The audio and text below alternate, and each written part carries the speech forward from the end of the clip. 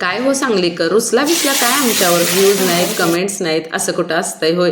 तर नेहमीसारखंच आपल्या मिस्टरांनी काही सांगितलं नाही बघा की लग्नाला जायचं आहे म्हणून. भात भाजीचं काय वाटत नाही हो, शिळं राहिलं तर, पण भाकरीचं काय? मग सगळ्या भाकरी ऑडिओ निरापच्या पेपरमध्ये बघा पॅक करून ठेवल्या, म्हणजे सकाळपर्यंत म्हटलं कडक नाही होणार.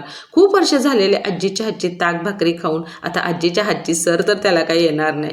आता एकट्यासाठी का होईना म्हटलं आज जरा की नाही ताक भाकरीच करू. तसं पण लग्नात चमचमीत मसालेदार असं खाणं खूप झालेलं, पोटावाला थंडाव्याची गरजच होती. एक भाकरी आपली चुरून घेतली, दह्यात काळी मिरीची पावडर थोडीशी, चवीपुरतं मीठ आणि पाणी घालून रवीनं असं घुसळून घेतलं. भदभर पाणी घालून पातळ सरसरीत ताक नाही करायचं, भाकरीत घुसळून घेतलेलं मग ताक घातले, बारीक चिरलेला कांदा घातला, कोथिंबीर घातली. आता याला की नाही चरचरीत बघा फोडणी द्यायची. मग तडका पॅनमध्ये तेल घालायचं, जिरं मोहरी हिंग मिरची थोडीशी मेथीदाणे आणि थोडीशी रंगापुरती हळद घालून ही चरचरीत फोडणी बघा ताक भाकरीत घालायची.